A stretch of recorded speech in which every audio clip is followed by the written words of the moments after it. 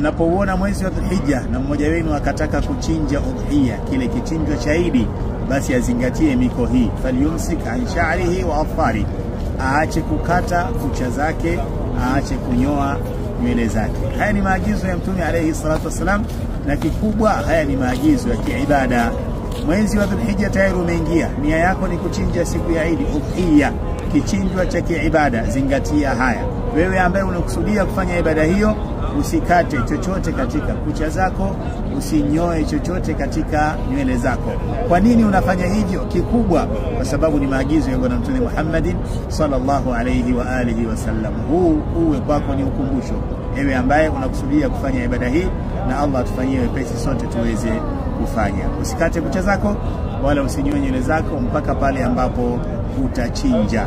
Lakini jingine la muhimu la kuzingatia tunapozungumzia ibada ya kuchinja zama hizi, inaonekana ni ibada ambayo wengi tumeridhika kufanyiwa na wengine.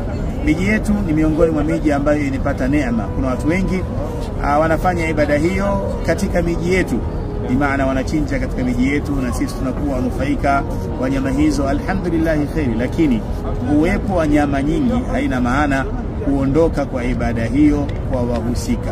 Kwa hiyo kama una uwezo wa kuchinja, chinja, wala uwepo wa nyama nyingi kwako isiwe kikwazo kwamba nchinje ya nini wakati kuna mbuzi za bure zitanifikia, kuna ng'ombe za bure zitanifikia. Hapana.